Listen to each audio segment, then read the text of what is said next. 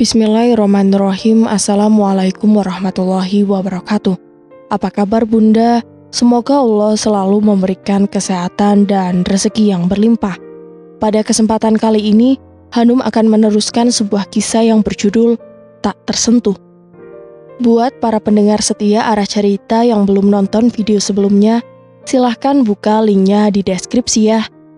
Nah, biar makin seru, langsung saja kita ke ceritanya.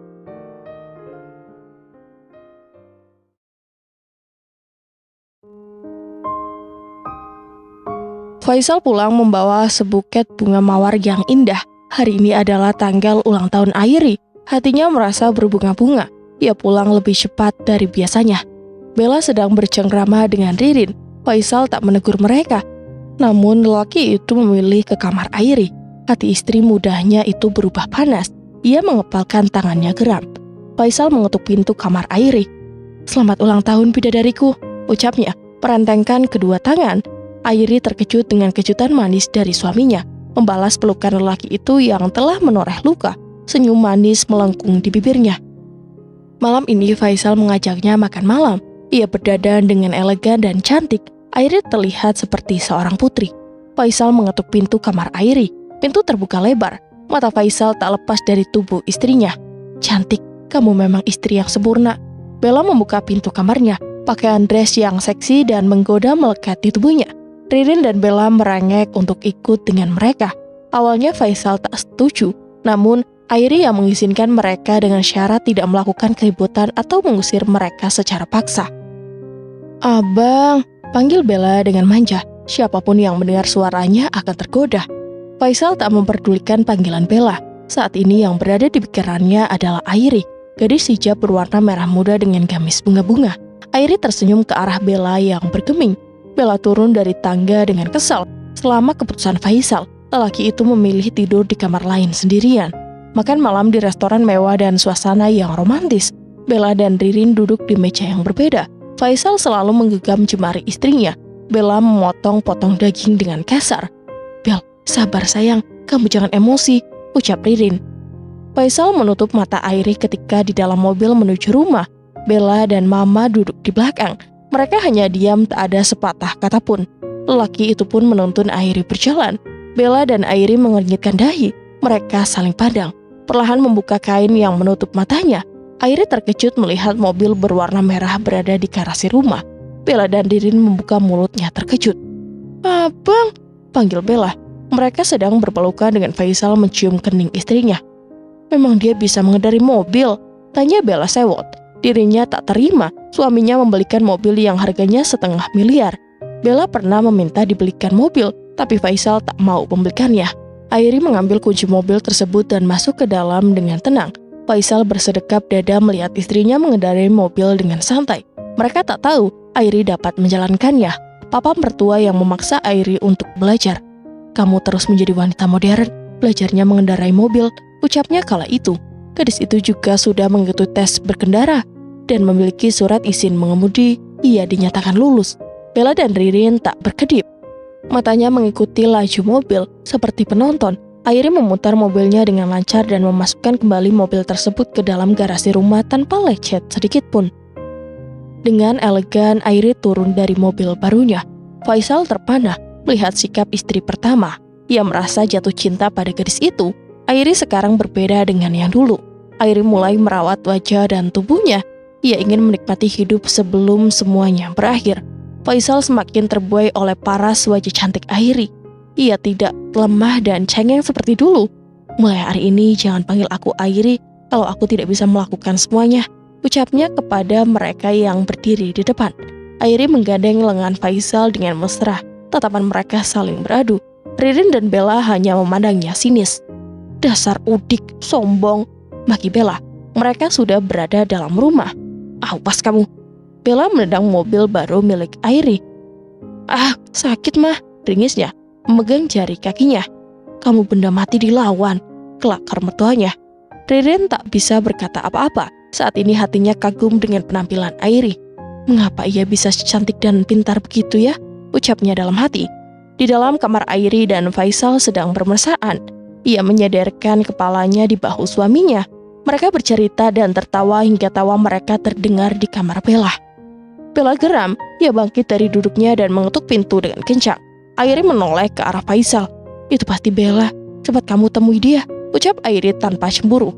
Biarkan saja, abang malas dengannya, lebih baik di sini bersama kamu, ungkap Faisal dengan gombalannya. Airi mencubit hidung Faisal yang mancung. Temui dia, nanti dia berubah jadi banteng, gurau Airi. Biarkan saja, masih galakan mamah daripada Bella. Faisal berbaring dan menutup tubuhnya dengan selimut. Airi membuka pintunya tanpa hijab. Sebelum itu dia membuka baju kancingnya lebih banyak. Rambut ia acak-acak dan wajahnya diberi sedikit air. Menggigit bibirnya dan bergaya seksual di depan Bella. Bella terkejut melihat wajah Airi berkeringat. Napasnya naik turun, jantungnya tak kalah dengan motor GP yang sedang berlomba. Darah terasa mendidih sampai ke ubun-ubun. Berisik tahu, ganggu aja, sungut Ai. Mana Bang Ical? Mata Bella hendak mengintip. Ai sengaja membuka separuh pintu. Sudah tidur tuh, jawab Airi datar. Bohong kamu, tuduhnya. Ya lelah, langsung tertidur setelah, ucapnya terpotong. Wajah Bella merah pada mendorong pintu kamar Airi kasar. Ai terhuyung ke belakang. Abang, bangun! Menarik selimut di tubuh suaminya. Ada apa sih? Geram Faisal. Abang bilang kalau nggak akan tidur dengan kami berdua. Mengapa tidur di sini? Siapa yang tidur di sini? Jawabnya tak kalah sengit. Faisal bangkit dan keluar kamar menarik lengan istri mudanya. Terdengar suara pintu tertutup sampai kamar dan suara perdebatan mereka. Airi hanya tersenyum sinis dan menggelengkan kepala. Ia memilih berbaring di ranjangnya dan menatap layar gawainya. Notifikasi pesan masuk dari gawai Airi. Sayang, udah tidur. Pesan yang dikirim dari Faisal. Belum, jawab Airi singkat. Kamu jangan khawatir, abang akan memilih kamu dengan emot tanda cinta. Iya, jawab Airi hanya pendek. Abang di mana? Abang sudah di kamar bawah. Selamat malam bidadariku. Airi merasa lega ternyata suaminya sudah keluar dari kamar madunya. Sepertinya ia sudah berubah, lirihnya. Di dalam kamar Bella, Faisal menyuruh Bella diam. Ia membawa istri mudanya ke kamar bawah. Mereka berpelukan dan bermadu kasih. Airi menyiapkan sarapan untuk dirinya. Nasi goreng, sosis, dan omelet ia bawakan piring ke ruang TV. Ririn mendengar suara orang yang sedang tertawa di dalam kamar. Ia keluar dengan muka bantal. Berisik banget kamu, ganggu orang tidur, maki Ririn. Mama, sarapan mah. Tawar Ai menyodorkan piringnya. Kamu bukannya beres-beres malah nyantai, bentak Ririn. Ini hari Minggu, jawabnya datar. Mata Ai masih menatap layar televisi. Mumpung hari Minggu, baju kotor sudah menumpuk kayak gunung, kamu cuci semua. Baju siapa? Tanya Airi heran. Kamu kebanyakan nanya. Cepat sana, cuci bajunya. Cucian bajuku sudah aku cuci dari subuh, jawabnya datar. Airi tertawa menonton kartun kesayangannya. Itu baju kotor punya mama dan mantu kesayangan mama. Airi bangkit dan meninggalkan mertuanya begitu saja. Sejak kecelakaan kamu ngebantah aja. Dasar udik miskin, makinya. Airi meletakkan piring di meja makan. Dia kembali ke kamarnya. Ririn masih menghina mantunya dengan perkataan kotor. Ririn melirik televisi. Sejak kapan Airi suka film kartun? Ucapnya lirih. Beberapa hari ini Faisal berubah pendiam dengan Airi. Entah apa yang terjadi dengan dirinya. Keputusan memilih tinggal 3 hari lagi. Faisal semakin dilema. Beberapa kali Airi memergoki Faisal keluar dari kamar Bella. Lelaki itu terlihat terkejut melihat istri pertamanya. Ai, abang abis bangunin Bella, ucap Faisal ketika tertangkap basah. Wajahnya menunduk dan tersenyum kikuk. Terlihat peluh di wajah suaminya. Kamu mau kemana? Tanyanya. Airi hanya diam tak menanggapinya. Ia turun ke dapur mengisi gelasnya. Gadis itu melirik jam yang menempel di dinding. Jam 3 pagi, bangunin Bella. Alasan. Lirisnya menahan gemuruh dalam dada. Faisal memeluk tubuh sintal wanita itu. Perasaan Airi jijik dan muak. Peluh di tubuhnya masih terasa basah. Airi mencoba melepaskan tubuhnya dari Faisal. Maaf bang, badan kamu lengket, ucap Airi menyindirnya. Iya, tadi. Sudah sana tidur, sepertinya kamu lelah. Ai kembali ke kamar dengan membawa air putih di gelasnya. Ternyata dia hanya manis di mulut, lain di hati. Puasa 2 minggu aja sudah tak tahan. Airi hanya menghela napas. Dadanya terasa nyeri. Ia sudah pasrah. Pintu kamar diketuk suaminya. Sebelum berangkat bekerja, ia ingin berbicara dengan Airin. Sayang, panggilnya dengan lembut. Panggil aku Airi, bukan sayang. Tugasnya cepat. Ia merasa muak dengan panggilan tersebut. Ada apa? kamu pagi-pagi sudah masuk, ucapnya dingin. Apa bisa kita hidup bertiga dengan damai? Aku, kamu, dan Bella. Aku tidak bisa memilih. Abang begitu mencintai kalian. Beri abang kesempatan, abang akan berubah, ungkap hatinya. Selama ini ia tidak tahu siapa yang ada di hatinya. Airi adalah wanita yang selalu mengurusnya dengan baik walaupun selama setahun tak pernah menyentuhnya lagi. Bella, wanita seumuran dirinya, memiliki gairah yang membara. Tidak, abang harus memilih. Abang tidak bisa seperti Rasul yang bisa berlaku adil. Ibadah saja masih bolong. Perkataan istrinya menusuk ke dalam dada. Ia sadar dengan ucapan Airi. Untuk bertakwa kepada Allah saja ia lalai, apalagi memiliki dua istri. Bisakah ia adil? Airi masih bisa mengalah sedangkan Bella, gadis itu tak mau berbagi. Semalaman Faisal tak tidur. Pagi ini lelaki itu tak tahu jawaban yang harus ia pilih. Hatinya semakin galau. Airi menghubungi papa mertua. Hanya dia yang menyayangi Airi selayaknya putri sendiri. Airi dan Joko bertemu di sebuah kafe pinggir kota. Kafe tersebut tempat yang strategis bagi keduanya. "Ai, kamu sudah lama?" tanya papa mertuanya. "Baru saja, ini Pak, kopi buat papa," tawarnya. Kopi espresso dengan sedikit krim. Pak Joko menyeruputnya kopi tersebut. "Maaf Pak, sudah ganggu," ucapnya dengan suara bergetar. "Ah, kamu kayak sama siapa aja. Papa lagi ada waktu, ini juga jam makan siang. Bagaimana kabar kamu?" Airi hanya menangis, ia terisak kembali ketika Pak Joko menanyakan keadaannya. Lelaki parubaya itu tahu perasaan mantunya. Apa yang dirasakan oleh Airin pernah ia alami. Pak Joko mendekati mantunya. Ia berpindah tempat duduk di samping gadis itu. "Menangislah, jika itu menenangkanmu," ucapnya. Pak Joko pun meneteskan air mata. Kekejaman istrinya, pengkhianatan Faisal, dan dirinya yang memberi restu pernikahan Faisal dan Bella. "Maafkan Papa, kamu sudah banyak menderita," ucapnya lirih menahan sesak di dada. "Papa, Airi," teriak Ririn. Wanita itu sedang melewati kafe tersebut, melihat Ai dan suaminya sedang duduk berdua di sebuah kafe. Mereka menoleh mendengar nama mereka dipanggil dengan notasi tinggi.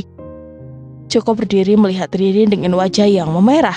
Ririn mendorong tubuh lelaki tersebut, lelaki yang menalaknya beberapa minggu lalu. Menampar Airin dengan keras.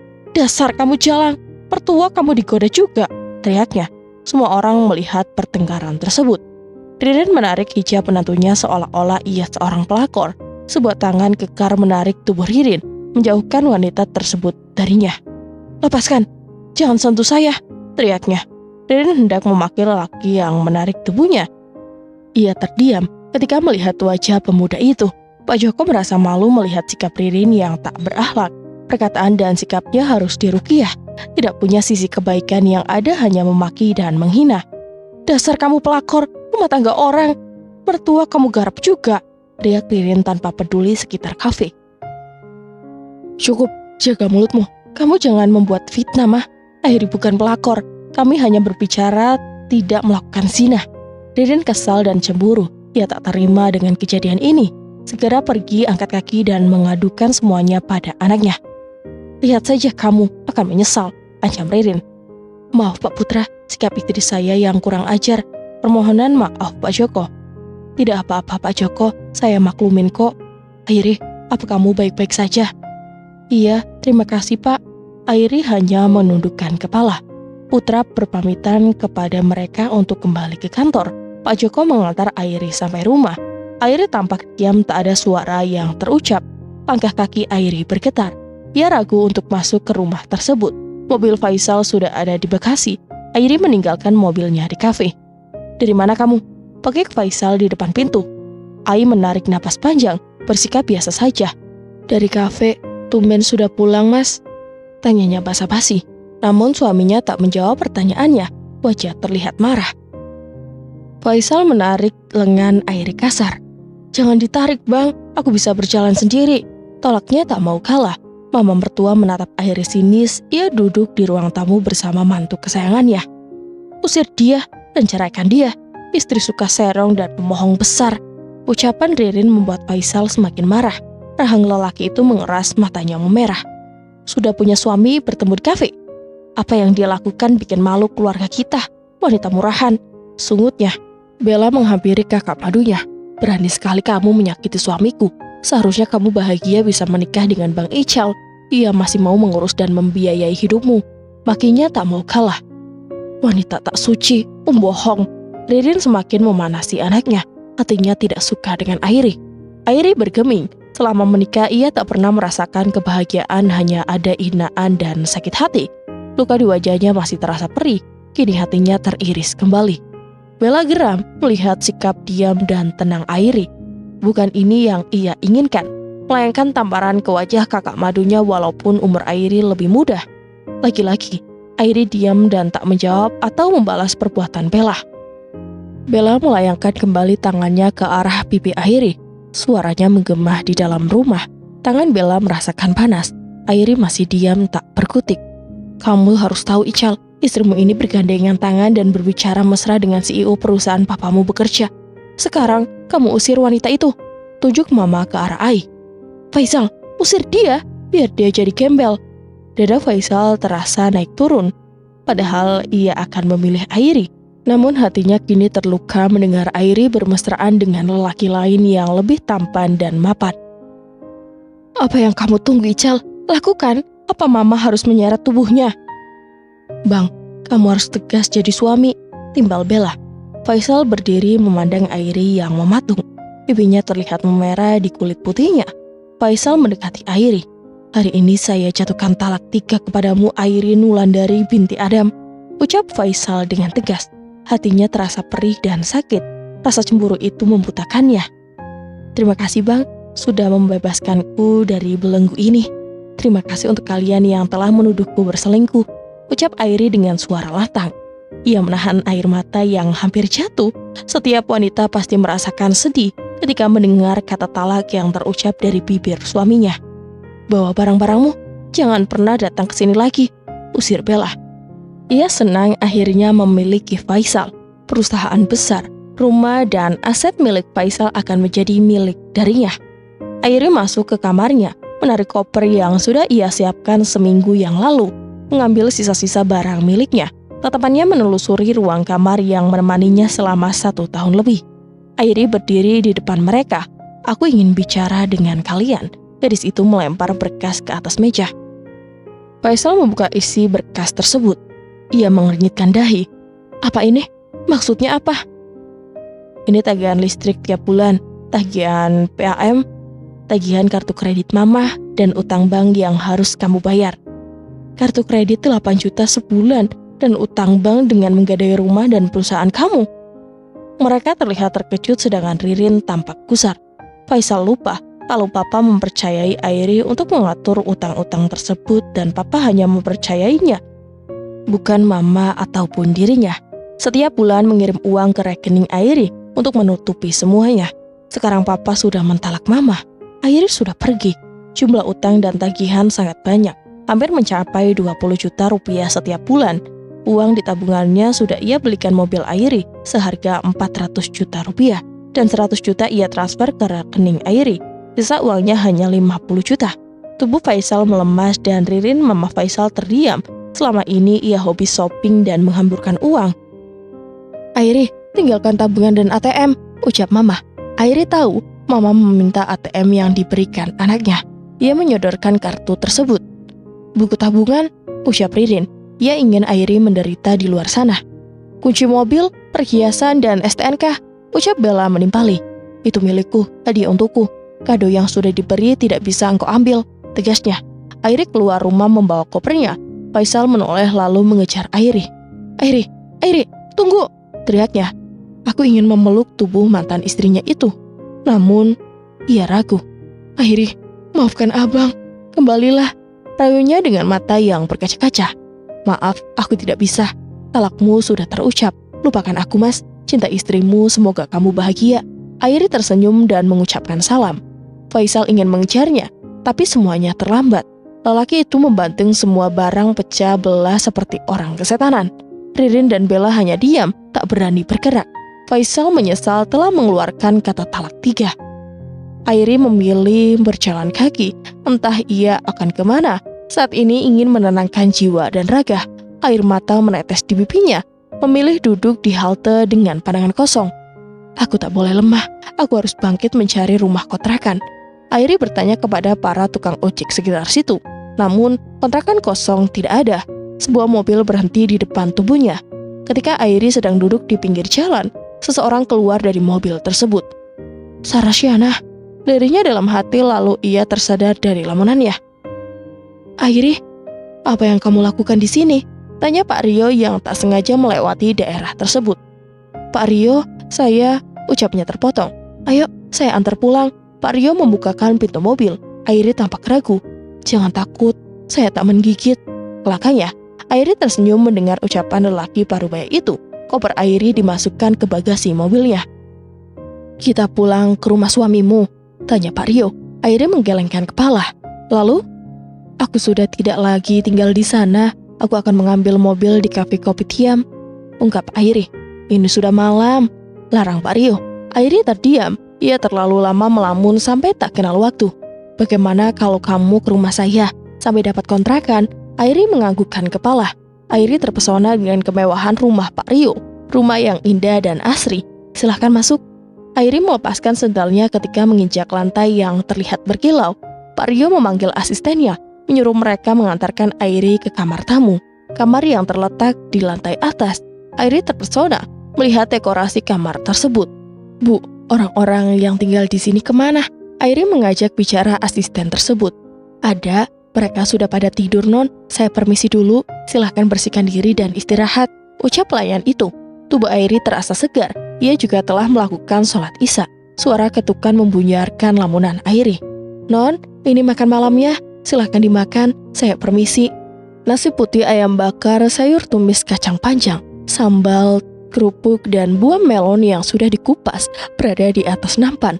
Airi melahapnya hingga tak tersisa. Suara azan menggema. Airi keluar kamar setelah menunaikan kewajiban sebagai seorang muslim, berkeliling di rumah tersebut. Airi melihat putra yang sedang berolahraga. Ia menatap punggung pemuda itu. Astagfirullahaladzim, sina mata, gumamnya. Putra menoleh mendengar suara lain. Airi, kamu sedang apa di situ? Anu pak, semalam Pak Rio membawa saya kemari, jelasnya. Wajah Ai masih menunduk. Gadis yang sudah menjadi janda di usia yang muda masih malu bertatapan dengan lelaki lain. Pak Rio sedang berbicara di ponselnya. Ia berbicara dengan pengacara pribadinya, mengirim bukti-bukti kepada orang tersebut melalui email. Maafkan saya, Airi. Maafkan saya, lirihnya. Tiba-tiba jantungnya terasa sakit dan nyeri luar biasa, seperti ditusuk pisau. Pak Rio berusaha menggapai obat pereda nyeri yang berada di nakas, namun ia tak sanggup hingga terjatuh di atas lantai. Seorang pelayan menemukan tuannya yang bergeletak di lantai. Ia segera memanggil tuan mudanya. Putra membawa Pak Rio ke rumah sakit terdekat. Bagaimana dok, keadaan papa? Wajah khawatir Putra terlihat jelas. Maaf, kami tak bisa menyelamatkan Pak Rio, sudah terlambat. Guratan kekecewaan terlihat jelas di wajah dokter. Putra masuk ke ruang diikuti Airi. Papa, dirinya. Lelaki itu menangis memeluk Pak Rio yang mengurusnya sejak kecil hingga ia menjadi sukses. Airi menatap Ibah, hatinya sedih. Bayangkan wajah Pak Rio ketika bergurau dan tersenyum terlihat jelas. Airi ikut merasakan kehilangan.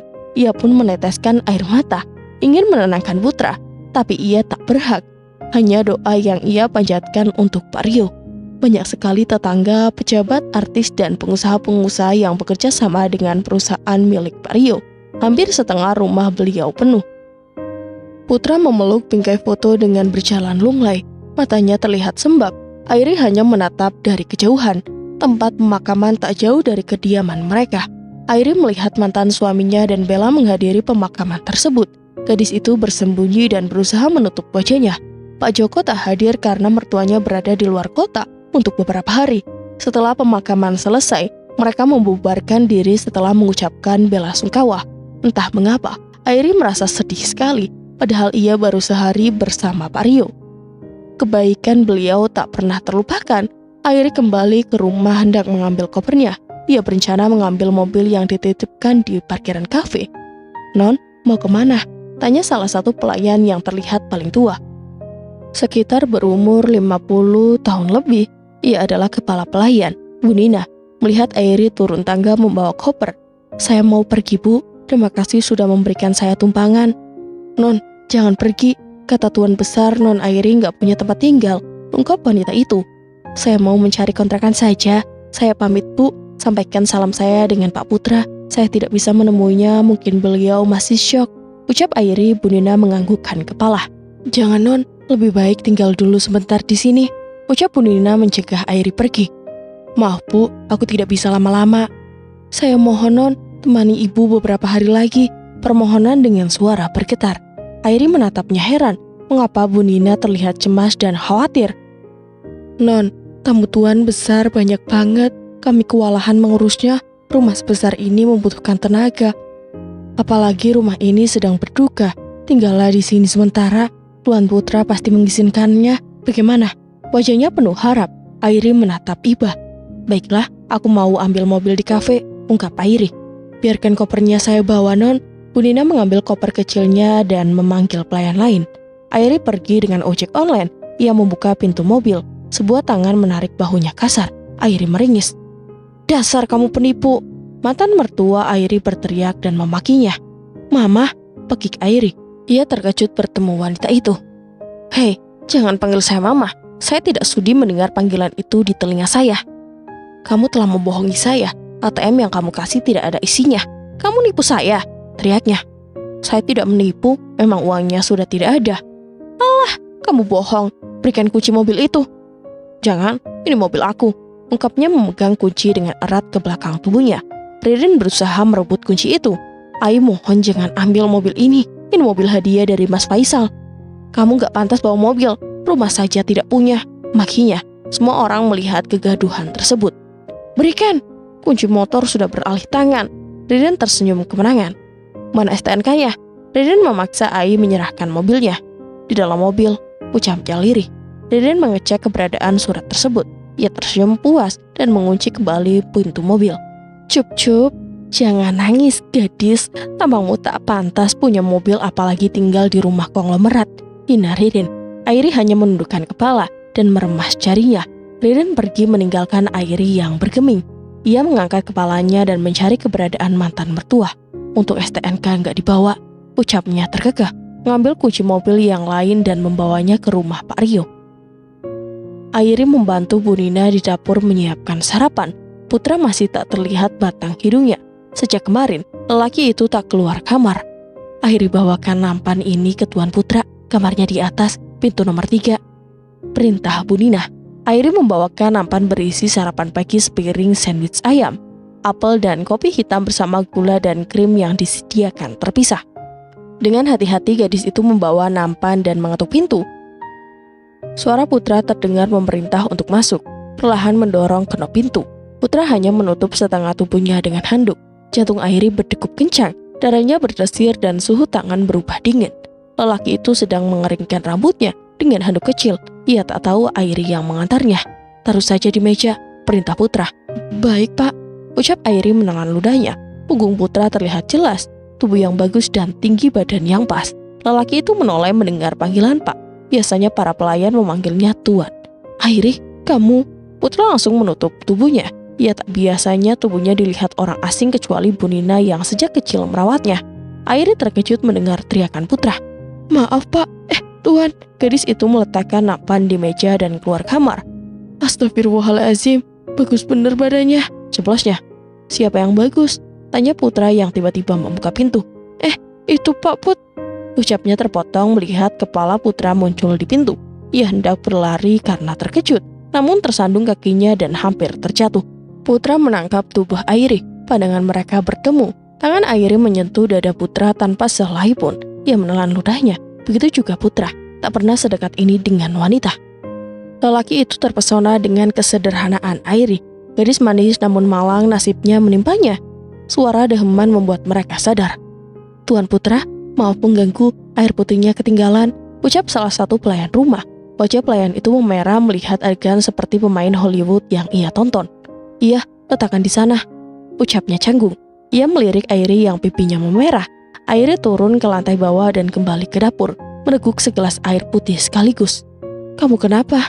tanya Bu Nina. Airi menggeleng pelan dan tersenyum malu. Seminggu Airi di sini, ia dan Putra semakin dekat. Putra tak lagi sedih dengan kematian Pak Rio. Mereka selalu tertawa dan berbagi cerita. Airi membantu Bu Nina di dapur dengan menyusun makanan di meja. Tapi ia tak mengizinkan Airi membersihkan rumah dan menyuruh Ai makan bersama di meja makan dengan Putra. Beberapa pegawai kepercayaan Pak Rio berkumpul di ruang tamu. Keluarga Pak Rio tak ada karena beliau anak sematawayang.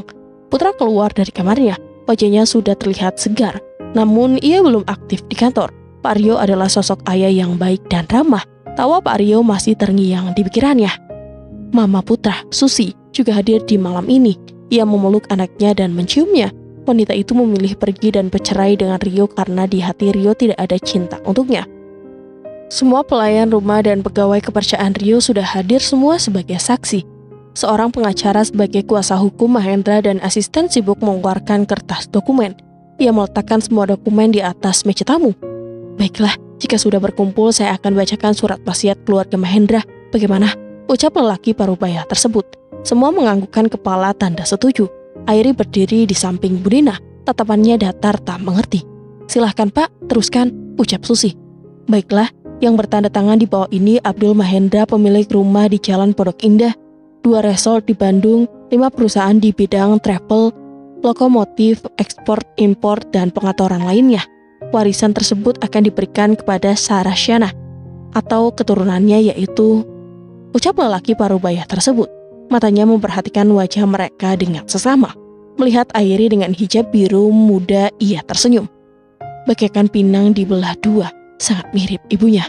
Lirihnya dalam hati. Airin Wulandari, ucap lelaki itu tegas. Putra tersebut menoleh ke arah Airi. Semua orang bingung dengan nama tersebut.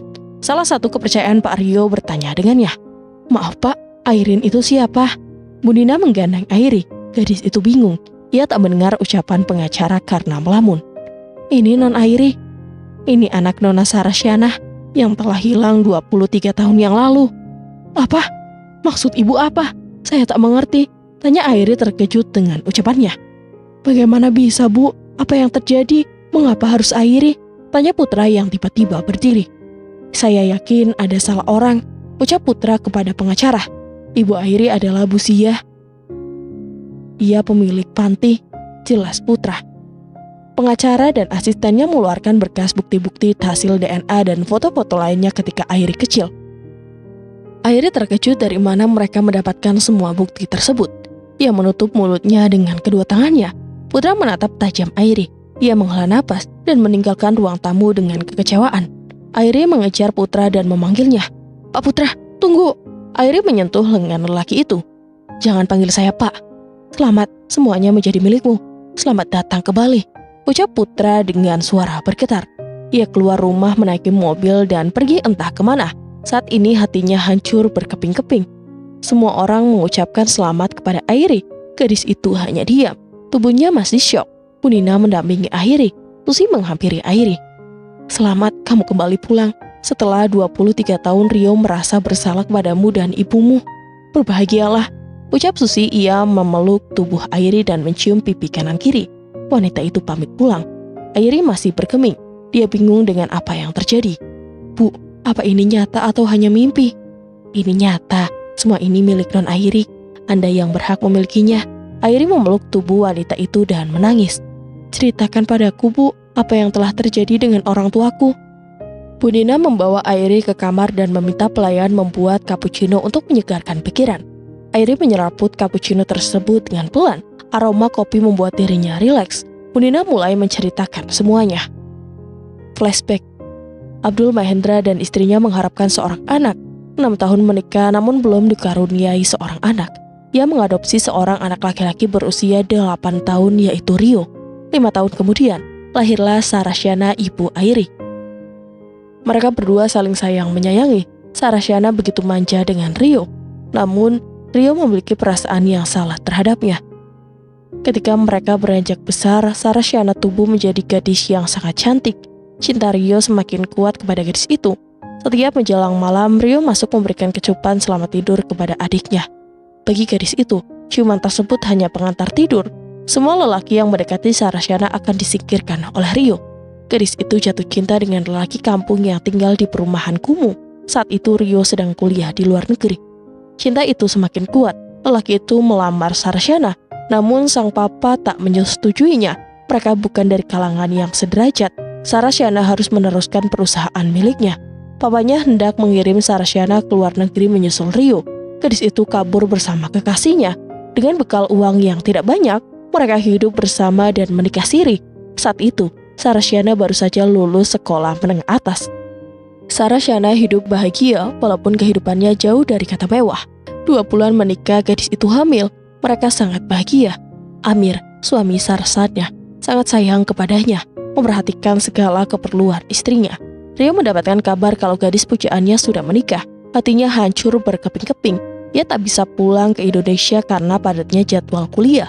Rio berubah menjadi lelaki playboy. Setiap wanita yang ditidurinya hanya Sarasyana yang muncul dalam benaknya. Namanya pun ia sebut dengan lantai setelah menggauli pacar-pacarnya. 7 bulan kemudian Rio kembali ke Indonesia. Ia mencari gadis cinta pertamanya. Beberapa minggu kemudian, melihat Sarasyana dan Amir sedang berjualan gorengan, perut gadis itu terlihat menonjol. Rio memerintahkan seorang untuk menghancurkan usaha mereka, menaburkan racun ke dalam adonan di saat Amir menukar uang, sedangkan Sarasyana membeli bahan yang kurang. Sepasang pembeli muntah-muntah dan jatuh pingsan ketika memakan gorengan tersebut. Warga sekitar menghampiri Amir dan melaporkan ke kantor polisi. Sarasyana menjerit dan berteriak, menahan mereka membawa suaminya. "Jangan bawa suami saya, tolong jangan bawa. Kasihan saya, dia tidak bersalah. Jangan bawa suami saya," rintihnya. Ia memegang perutnya yang terasa sakit. Amir yang babak belur dipukulin warga setempat. Sepasang pembeli itu adalah anak sekolah yang bersekolah tak jauh dari tempat usahanya. Semua orang tak memperdulikan Sarasyana yang meminta tolong. Mereka merasa benci dan muak. Mereka hanya menatap Sarasyana yang duduk di atas aspal. "Mama, sakit!" teriaknya memegang perutnya. Rio langsung menghampiri adiknya dan membopong tubuh mungilnya. "Kak Rio," ucapnya lirih. Rio membawa adiknya ke sebuah kampung yang jauh dari kota. Ia sudah merencanakan semuanya dengan matang. Tubuh Sarasyana terlihat lemah. Di sebuah rumah gubuk, 3 orang wanita menunggu kehadiran Rio. "Bagaimana keadaannya?" tanya Rio kepada wanita tersebut yang berprofesi sebagai bidan. "Belum saatnya melahirkan, mungkin 3 atau 4 hari lagi. Saya akan kemari 3 hari lagi," ucap bidan. Mereka meninggalkan rumah dan memberi obat untuk Sarasyana.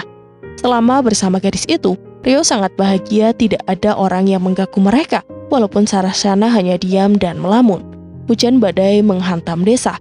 Suara petir bersahut-sahutan. Sarasyana meringis menahan perutnya. Rio panik dan khawatir. Ia bingung dengan kondisi tersebut. "Sakit, sakit." "Sabar sayang, besok pagi bidan datang," ucap Rio panik. Rio menghubungi bidan tersebut. Bidan akan datang 1 jam lagi. Karena letak rumah ini sangat jauh dari rumahnya dan badai yang sedang berlangsung. Rio mendegus kesal dan geram. Sarasyana kembali berteriak, "Sakit perutku." Gadis itu merasakan perutnya berputar-putar. Antara sakit dan mules memanggil nama Amir setiap teriakannya. Amir yang berada di sel tahanan merasakan hal itu, mengangkat tangannya dan berdoa untuk istrinya. Air matanya keluar dengan deras. Rasa sakit Sarasyana juga ia rasakan walau ia tak tahu apa yang terjadi. Sarasyana merintih kesakitan. Rio mengelus perut adik yang menjadi cinta pertamanya. Air keluar dari baha bawah Sarasyana untuk beberapa saat. Gadisnya merasakan lega.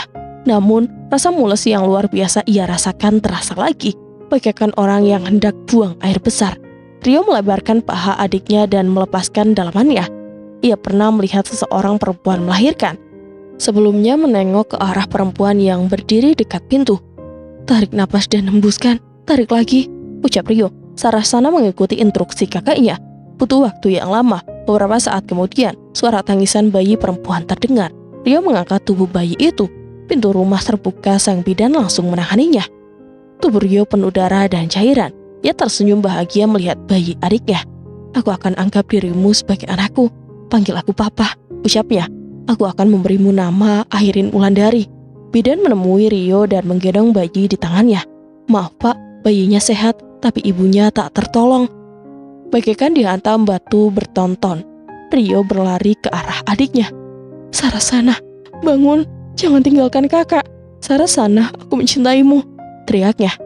Memeluk tubuh gadis cinta pertama dan sekaligus adiknya, meraung-raung menyebut namanya. Ia mengangkat tubuh gadis itu membawanya pulang ke rumah orang tuanya, dan bayi yang baru lahir ia tinggalkan bersama pelayan yaitu Bu Nina. Dengan penuh kasih sayang menyayangi bayi berwajah mungil dan berpipi tembam, Nina memotret dirinya dan bayi itu sebagai kenang-kenangan. Beberapa minggu kemudian, Rio datang dengan penampilan yang acak-acakan. Matanya memerah entah apa yang ia perbuat. "Berikan bayi itu," teriaknya. "Tidak, Tuan, apa yang Anda akan lakukan?" Nina terdengar panik. Wanita itu berpikir Rio akan menyakiti Airi. "Aku sudah kehilangan Sarasyana. Aku tak sudi melihat anak ini. Bayi itu membawa malapetaka." "Jangan kamu sakiti bayi ini. Ia tidak bersalah, Tuan," ucap Nina meyakinkan majikannya. "Nina, aku tak mau melihat bayi itu. Bunuh dia," teriak Rio. "Tidak, Tuan. Anda sudah membunuh Non Saras. Kalau saja Anda membawanya ke rumah sakit, pasti ia masih hidup." Nina sudah tak bisa membisu. Sudah saatnya lelaki itu tahu kesalahannya. Rio terdiam tak bicara. Ia menatap Airi dalam dekapan Nina. Rio berjalan dan berdiri menghadap tembok. Kesempatan Nina mengambil kain dan selimut bayi yang ia beli di pasar, keluar rumah untuk menghindari amukan Rio. Rio tak menyadarinya. Ia melamun menatap kemalangan yang menimpanya. Nina terus berjalan cepat semakin jauh dan jauh. Sebuah rumah bertulisan Panti Asuhan menjadi pusat perhatiannya. Wanita itu meletakkan Nina dalam kardus yang ia ambil di tempat sampah. Di pintu ia tulis nama Airi Wulandari dengan menggunakan kapur yang ia temukan. "Lebih baik aku titipkan ke panti daripada dibuang, Tuan Rio," pikirnya. Rio baru menyadari kepergian Nina. Ia mencari wanita tersebut hingga bertemu di jalan. Nina terkejut dan takut dengan wajah majikannya. "Ayo masuk," perintah Rio. Nina masuk ke dalam mobil. Rio tak bertanya lagi tentang Airi. Beberapa bulan kemudian, Rio menikah dengan Susi, mama Putra. Sebelum kuliah ke luar negeri, Rio melakukan hubungan terlarang dan mengakibatkan Susi hamil. Saat itu, Putra berumur 5 tahun. Airi mendengar cerita Bu Nina hanya bisa menangis. Kemalangan menimpa ibunya. Ia kini tahu siapa orang tuanya. Sekarang, yang ia pikirkan adalah bagaimana cara ia menjalankan kehidupan baru seperti konglomerat. Airi menemui Putra di apartemen miliknya. Bu Nina yang memberi info tempat tersebut. Ia memberanikan diri menekan bel yang terletak di sebelah kanan. Putra keluar dengan wajah datar. "Ada apa kamu kemari?" Ia mengetahui siapa yang menekan bel di layar kamera dalam rumah. "Kakak, aku mau berbicara denganmu," ucapnya dengan lembut. Putra mendengar panggilan kakak merasa dirinya melayang ke udara. Selama ini ia ingin memiliki seorang adik, namun papa dan mamanya sudah bercerai. Lelaki itu mempersilahkan Airi masuk. Apartemen yang mewah, terdapat bar kecil di pojok rumah. Putra mengambil minuman dingin untuk adik sepupunya. "To the point saja," ucap Putra menghangat. Airi berpikir akan mendapatkan perlakuan dingin dan kasar dari Putra. Ternyata lelaki itu berbicara dengan lembut dan bersahabat. "Kakak kenapa tidak pulang?" tanya Airi menatap manik kakaknya. Wajah tampannya terlihat jelas. "Maaf, untuk sementara aku akan tinggal di sini. Aku ingin menenangkan hati." "Tapi kak, aku meminta bantuanmu untuk menjalankan perusahaan. Sebagian perusahaan kakak yang pegang dan sebagian aku yang pegang," ungkapnya. "Kamu jangan khawatir, kamu kendalikan yang mudah saja dulu. Untuk yang sulit biar kakak yang tangani. Kamu hanya mengecek laporan dan kinerja karyawan." Airi lega ternyata kakaknya tak marah. Ia pikir kalau Putra akan membencinya. Mereka saling tertawa saat ini. Hati Ai merasa tenang dan damai berada di sisi Putra. Hari pertama Ai kerja, gadis itu menggunakan pakaian selayaknya karyawan. Penampilannya masih sederhana. Ia tak suka penampilan yang terlalu mencolok. Airi berjalan melewati resepsionis. Mereka menyapanya.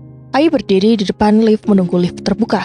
Karyawan yang berdiri di resepsionis memandang Ai dengan tatapan sinis. Masih muda ternyata simpanan Pak Rio, berpakaian tertutup tapi akhlaknya. Bisik-bisik karyawan.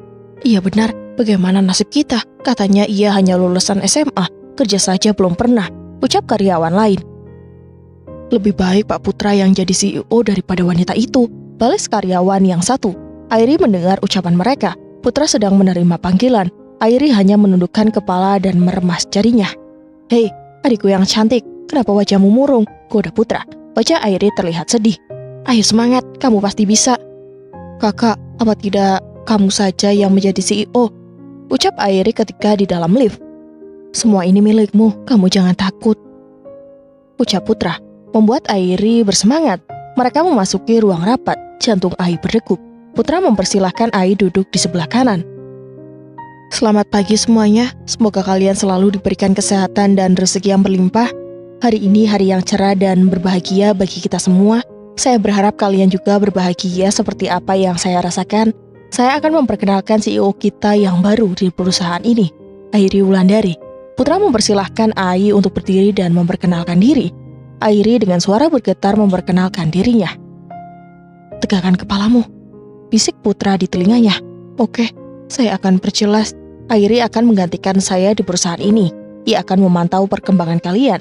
Apa ada yang perlu ditanyakan lagi? Seorang lelaki yang duduk tak jauh dari Airi mengangkat jarinya. Maaf Pak, Putra, apa Bapak yakin dengan jabatan yang akan diberikan kepada Ibu Airi? Pendidikannya saja hanya SMA, mana bisa memimpin kita yang berpendidikan lebih tinggi darinya? Ucapan lelaki itu membuat Airi menciut. Selama ini, ia tidak tahu pekerjaan kantor seperti apa. Menjalankan komputer saja ia tidak mahir.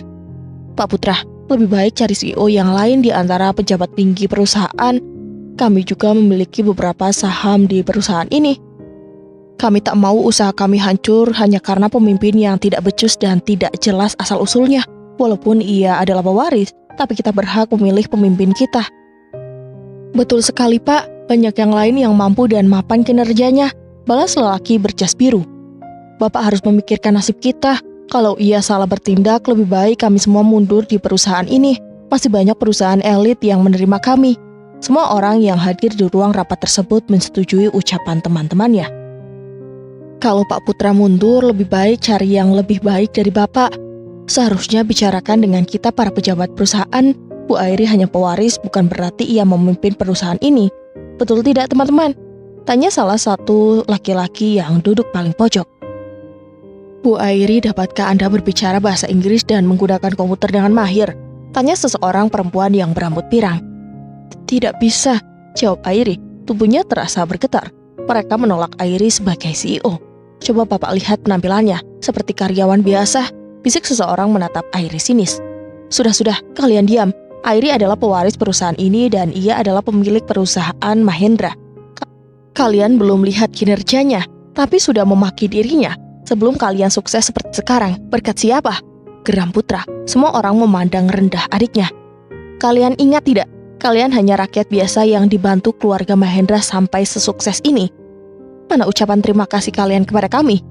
Beri waktu Airi untuk belajar. Jangan kalian menghina Airi. Siapa saja yang menghinanya akan saya tendang dari perusahaan ini. Paham? Ancam Putra.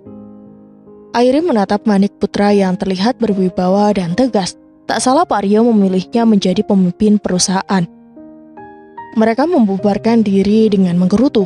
Wajah mereka terlihat kecewa, menatap Airi dengan kebencian. Bagi mereka, Airi adalah masalah di perusahaan ini. Kakak, lebih baik aku mundur.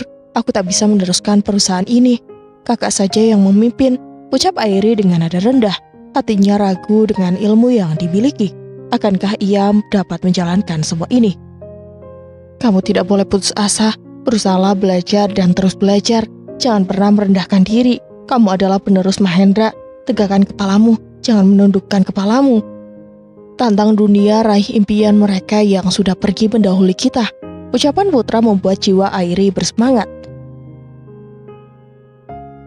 Ia memang lulusan SMA, bukan berarti tak bisa memimpin perusahaan ini. Bangkit dan semangat Airi. Putra menepuk pundak adiknya. Airi menatap Manik Putra yang hitam dan indah. Tatapannya penuh cinta. Putra tersenyum kepada adiknya. Untuk beberapa hari ini kita keliling cabang yang memiliki masalah-masalah. Mereka perusahaan yang bekerja sama dengan kita. Saya tahu CEO tak turun ke lapangan. Bagi saya pekerjaan ini harus kita lakukan agar mengetahui secara langsung kondisi perusahaan tersebut. Baiklah kakak, ayo kita lakukan, ucap Airi dengan tegas. Nah, ini baru adikku. Puji Putra mencul hidung mancung Ai, wajahnya bersemu merah. Sekarang kita ke ruang kerja kamu. Mereka meninggalkan ruang rapat. Ruang kerja yang cukup luas dan nyaman. Pemandangan kota terlihat jelas di kaca jendela. Ini ruangan papa, ada beberapa barang yang belum dirapikan sama sekali. Kalau kamu mau suruh saja OP membantu merapikannya. Aku balik dulu ke ruangan, ada yang mesti aku kerjakan. Putra keluar ruangan dan meninggalkan Airi sendirian. Suara pintu diketuk 3 kali. Seseorang laki-laki berpakaian OB masuk ke dalam ruangan, membawa nampan berisi teh hangat dan cemilan. Mata Airi terkejut melihat seorang pemuda yang sangat ia kenal. OB itu bergeming menatap Airi. Mereka saling bertatapan. Airi, Fajar, kamu kerja di sini. Airi terkejut melihat teman satu panti. Fajar lebih muda darinya, mereka berbeda 3 tahun. Airi, kamu sekarang sudah sukses. Ungkap Fajar, wajahnya berbinar. Airi lebih matang dan cantik. Kamu sekarang menjadi CEO di perusahaan ini. Hebat kamu, Ai. Aku bangga sekali. Tidak, aku belum sukses. Ini semua hanya warisan, kekeh Airi. Warisan? Jadi kamu penerus keluarga Mahendra? Airi menganggukkan kepala pelan. Mereka berbincang cukup lama. Airi senang di sini bertemu teman lama. Di sebuah mall, Ririn mengitari toko baju papan atas. Ia memilih baju yang paling mahal. Menurut info dari anaknya, kartu ATM Airi berjumlah ratusan juta. Hatinya bahagia mendengar nominal angka tersebut. Semua baju yang harganya mahal ia beli. Ia mengambil gawai miliknya dan menghubungi menantu kesayangannya, Bella. Halo Bella, Mama di tempat biasa, jangan lama-lama. Mengakhiri panggilan telepon dan melanjutkan memilih pakaian yang sedang booming. Bella datang tergopoh-gopoh. Ia sedikit berlari ke arah toko baju yang dimaksud mertuanya. Aku harus cepat, pasti uang itu habis dibelanjain Mama, lirihnya dalam lift. Bella sudah meminta kartu ATM tersebut, namun tangannya kalah cepat dengan mertuanya. Mama, maaf ya, aku lama, ucapnya dengan napas terengah-engah. Kamu kenapa ngos-ngosan, dikejar maling, guyonnya. Wanita itu tahu kalau Bella takut uang dalam ATM terkuras habis. Mah, sudah ngecek belum? Ngecek apa? Ririn menajamkan tatapannya. Ia pura-pura tidak tahu. Sudah, kamu ambil saja yang kamu mau. Wajah Bella terlihat sumringah. Ririn melihat dress yang sangat indah, namun tangan lain menarik baju tersebut. Maaf Jeng, saya duluan, ucap Ririn menarik dress tersebut. Saya dulu atuh, ini dress milik saya. Ih, saya duluan Jeng. Jeng lihat, harga dress ini mahal. Emang berapa sih harganya? Pura-pura tidak tahu, matanya mendelik. Lihat, 5.300.000. Oh, emangnya muat dengan tubuh Jeng? Tanya wanita itu melirik tubuh Ririn. Muat dong, saya ini kurus. Baju apa saja muat ke tubuh indah ini? Ucapnya sombong padahal lemak menumpuk di perutnya. Masa? Saya lihat tubuh ibu tak seindah itu, sindirnya.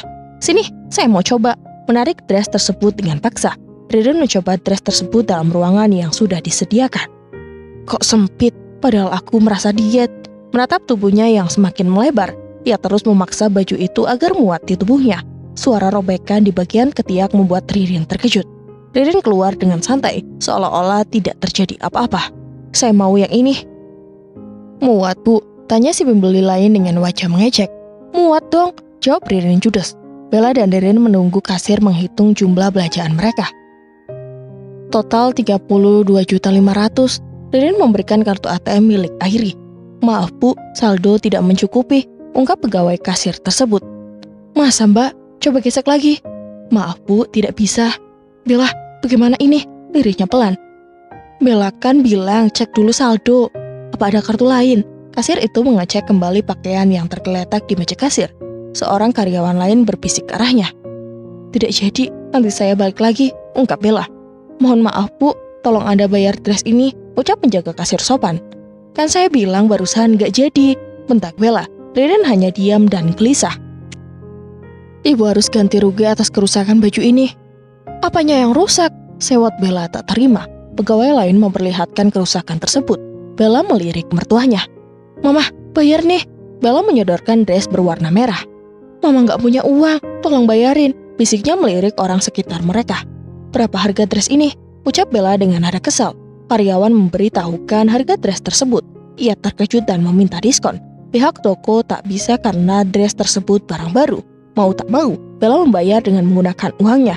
Tatapan kesal dan marah terlihat jelas. Wanita itu melempar dress yang sudah terbungkus rapi. Ririn menangkapnya dengan perasaan campur aduk. Mama, kalau beli baju lihat badan. Aku juga yang repot dan rugi, omel Bella. Ririn mengikuti langkah kaki Bella. Selama perjalanan pulang, mantu kesayangannya mengomel tak ada henti. Ririn hanya diam dan bergeming. Hatinya kesal dengan Airi. Kemana uang dalam ATM? Airi, awas kamu kalau ketemu. Bella masuk ke rumah melempar sepatu dan tasnya ke sofa.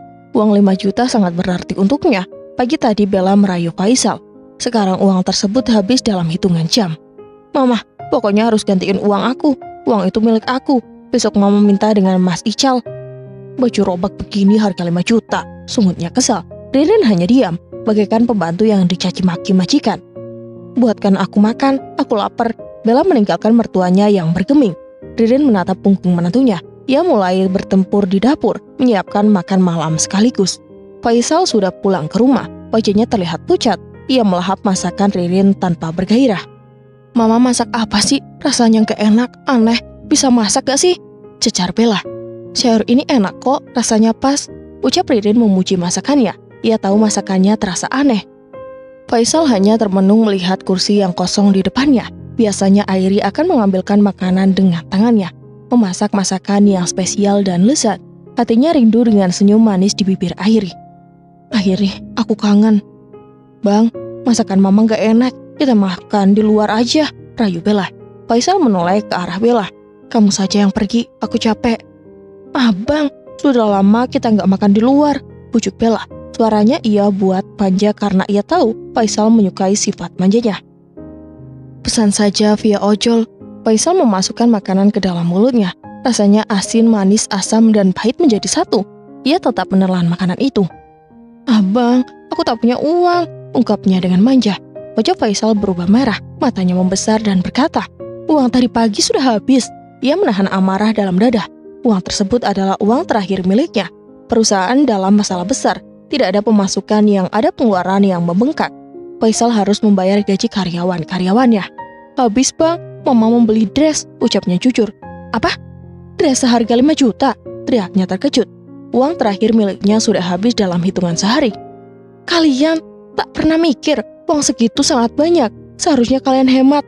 Perusahaan sedang sepi, tidak ada perjalanan travel karena pandemi.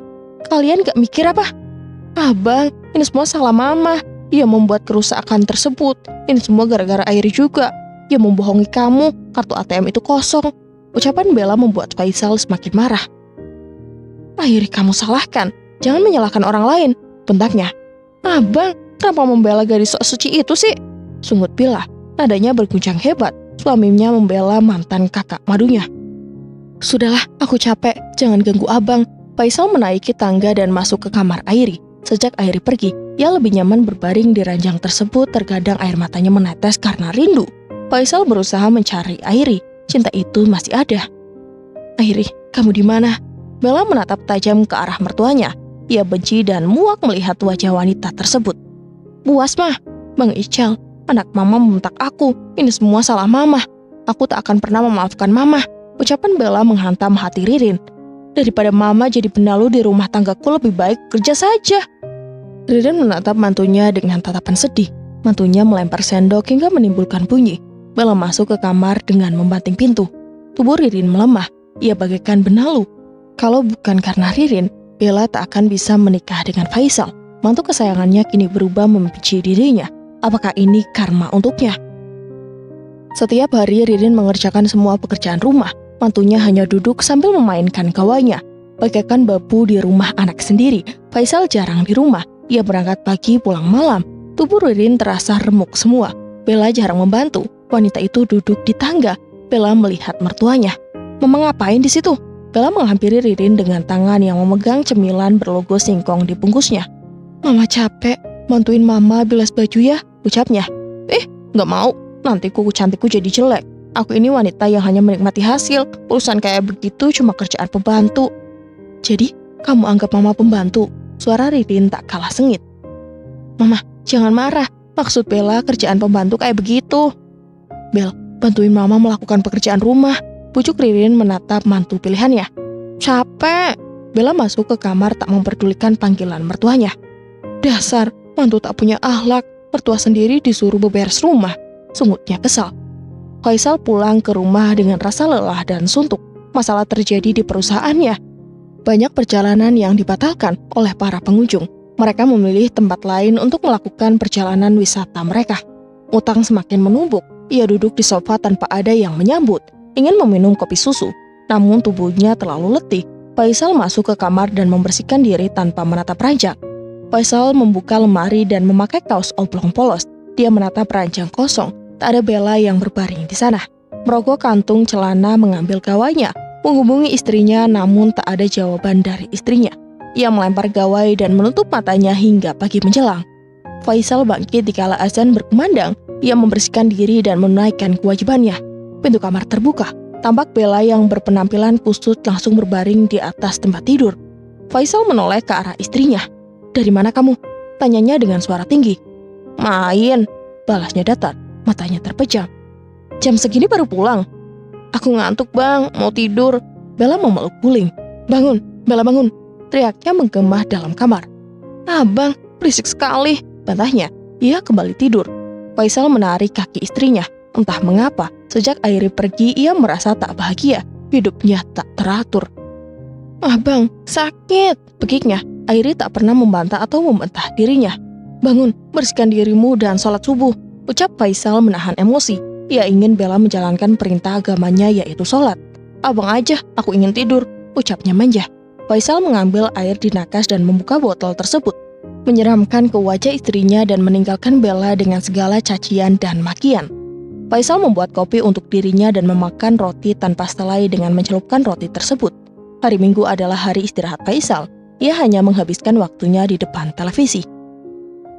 Dan sampai di sini dulu ya. Jika Bunda ingin lanjutin ceritanya sampai tamat, bisa komen di bawah. Dan mohon maaf apabila Hanum ada kesalahan dalam penyampaian cerita. Akhir kata, wassalamualaikum warahmatullahi wabarakatuh.